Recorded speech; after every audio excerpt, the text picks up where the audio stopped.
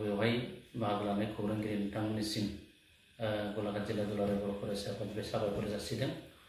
जोङो गलाघाट जिल्ला दुलाराय बर' फरायसा आफादा जोङो दिनै प्रेस मिटखौ मानो थाखाय लानो गोनां जाखो बिनि बाथ्राखौ बुंनो थाङोब्ला जों नुदों मैया कास्टम बसुमतारी बिथाङा जोंनि दुलाराय बर' फरायसा आफादखौ गाज्रि रावजों सोंखारिनायखौ जों नुनो मोनदों।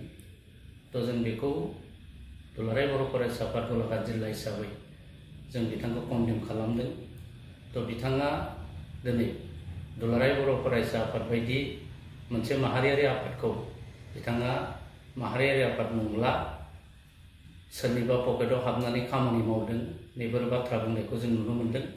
जोङो बिनि फिननाय हिसाबै जों बेखौ होनो सिगांदों जे दुलाराय बर' फरायसा आफादा अरायसम जाथि जौगानायनि थाखाय खामानि मावबाय थादों। दुलाराय बर' फरायसा आफादा माब्लाबाबो थाखा फैसाजों फानजायाखै बायजायाखै। दुलाराय बर' फरायसा आफादा गावनि मोनसे संबिजित दङ। संबिजितखौ दहाय होनानै दुलाराय बर' फरायसा आफादा अरायसम खामानि मावबोदों। बे हिसाबै दिनै कास्टम बसुमतारीया बबाव नुखो जे गलाघाट जिल्लानि बिथाङा गलाघाट जिल्लानिफ्राय रिप्रेजेन्ट खालामदों बिथाङा। बिथांनि हिस्ट्रिखौ बुंनो थाङोब्ला गोबां बाथ्राया बेयाव बुंजागोन। जिहेतु कास्टम बसुमतारीया मोनसे समाव दुलाराय बर' फरायसा आफादाव खामानि मावबोदोंमोन। नाथाय बिथाङा दिनै दुलाराय बर' फरायसा आफादजों मा जाहोननि थाखाय एरख'जाखो नैबेफोर बाथ्राखौ जुदि बुरखांनो थाङोब्ला गोबां बाथ्राया बेयाव बुंजायो।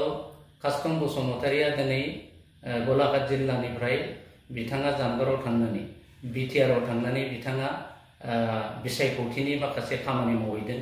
बिथाङा बिपिएफआव थोंजोङै हाबनानै खामानि मावदों। जोङो बुंनो थाङोब्ला दिनै कास्टम बसुमतारीया गलाघाटआव जायगा गैयैनि जाहोनाव बिथाङा बिटिआरआव थांनानै खामानि मावहैदों।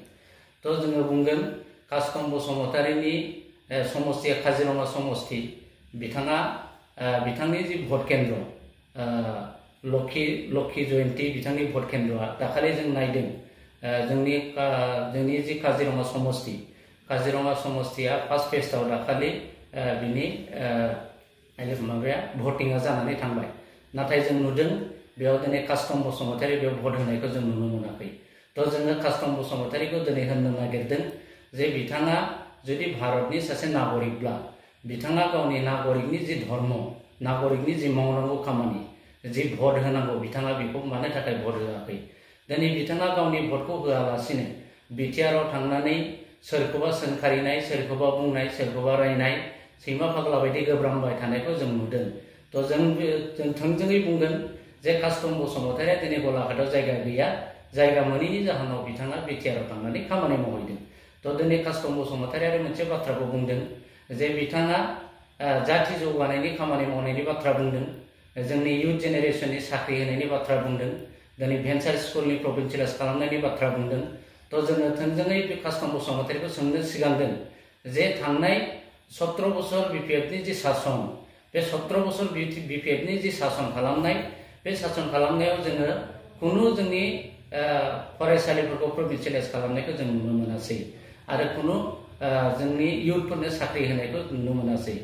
दिनै कास्टम बसुमतारीया बबेनिफ्राय धुमकेतु बायदि ओंखारनानै इयुथ जेनेरेसननो साख्रि होनाय बबेबा प्रभिन्सियेल स्कुल भेन्सार स्कुलखौ प्रभिन्सियेलाइज खालामनाय नैफोर बाथ्राफोरखौ बिथाङा बुंलाबायनायखौ जों नुदों।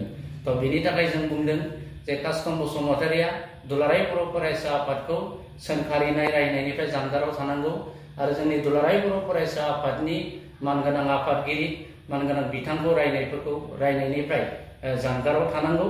नङाब्ला बिथांखौ जोङो बिथांनि जि हिस्ट्रि बे हिस्ट्रिफोरखौ जों बुफ्रुना होनो थाखाय बाध्य जागोन। जों बुंदों जे बिथाङा बबेबा मोनसे राजखान्थि दोलोआव थानानै खामानि मावदों बिथाङा मावथों गावनि दोलोनि फारसे खामानि मावबाय थाथों। नाथाय बेजों सोरबा माहारियारि आफादफोरखौ सोंखारिनाय रायनाय बेखौ जाहाथे कास्टम बसुमतारीया जानगाराव दोनो। जों बेखौ गोख्रों रावजों गलाघाट जिल्ला हिसाबै जों बेखौ गोख्रों रावजों जों फिननाय होदों। जोङो दिनै कास्टम बसुमतारीखौ जों सोंनो लुबैदों थारैनो कास्टम बसुमतारीया दिनै गलाघाटनि ना बिटिआरनि बे मोनसे सोंलुखौ जों कास्टम बसुमतारीयाव सोंनो लुबैदों जे बिथाङा जोंनो बिनि फिननायखौ होनांगौ। बिथाङा जुदि गलाघाटनि बा दाखालि बावै काजिरङा समस्तियाव जि भट जानाय बे भटआव बिथाङा मानो थाखाय एबसेन्ट जाखो तो बिनि फिननायखौ जाहाथे बिथाङा होयो तो बिनि थाखाय आङो जोंनि मानगोनां रायजो राजा बिथांमोनखौ जों खावलायनो लुगैदों जे सोरबा कास्टम बसुमतारीनि बखिदलाबायनाय बुंलाबायनायाव जाहाथे भुल थाङा जे दुलाराय बर' फरायसा आफादा अरायसम जातिनि थाखाय खामानि मावदों माहारियारि जौगानायनि थाखाय खामानि मावदों आरो फैबाय थानाय समावबो दुलाराय बर' फरायसा आफादा बेफोरबायदि खामानिखौ मावबाय थानो थाखाय माखासे एजेन्डा लाखानाय दङ बे एजेन्डा मथे दुलाराय बर' फरायसा आफादा दिनै खामानि मावबाय थादों जे नोंथांमोनहा मिन्थिना लानाया मोजां जे कास्टम बसुमतारी दिनै जेरावबो जायगा गैला थांनाय विधानसभा इलेक्शनाव बिथाङा आसाम जातीय परिषदआव दङमोन नाथाय बिथाङा आसाम जातीय परिषदआवबो थिसथिनो हायासै जातीय परिषदजों बिथाङा मानो थाखाय बोखार जाखो तो आं बिनि सोंलुखौसो बिथांनाव सोंनो लुगैदों तो बिथाङा नायोब्ला बिथाङा गावनो सासे दल सोलायबाय थाग्रा बिथांनि कुनु मोनसे थांखि गैया तो दिनै बिथाङा कुनु गावनि मोनसे एजेन्डा गैया तो बेबायदि खामानि मावदों दिनै बे जोंनि जेनेरेसनखौ गावनि थांखि गैयै जे रावफोरजों बुंबाय थानानै मारै बिथाङा जोंनो मोनसे भेन्सार स्कुलफोरखौ प्रभिन्सियेलाइज खालामनायनि बाथ्राखौ बोरै बुंनो हाखो इयुथ जेनेरेसननो साख्रि होनायनि बाथ्राफोरखौ बोरै बुंनो हाखो तो नै बेफोर बाथ्राखौ जों बिथांनाव सोंनो लुगैदों तो मानगोनां रायजो राजा नोंथांमोनखौ जोङो गुरै खावलायनो सानदों जे जोंनि बिटिआरनि थांनाय 2020आव जि मोनसे एकर्ड जाबाय बिटिआर एकर्ड जाबाय तो बै बिटिआर एकर्डनि मोनफ्रोमबो दफाफोरखौ मावफुंनांगौनि सार्थआव दिनै दुलाराय बर' फरायसा आफादा दिनै खामानि मावबाय थादों आरो जों बेखौनो लुगैगोन जे नोंथांमोनहा जि एनडिएनि जि बिजाथिफोर दङ तो बिथांमोनखौ जाहाथे भट होनानै देरहासार जाहोयो आरो जोंनि बिटिआरनि जि दफाफोर दङ बै दफाफोरखौ मावफुंनायाव बिथांमोनखौ मदद आरो हेफाजाब होनो थाखाय खाबु होयो नोंथांमोनखौ आं बेखौनो खावलायबाय जे जों दिनै दुलाराय बर' फरायसा आफाद गलाघाट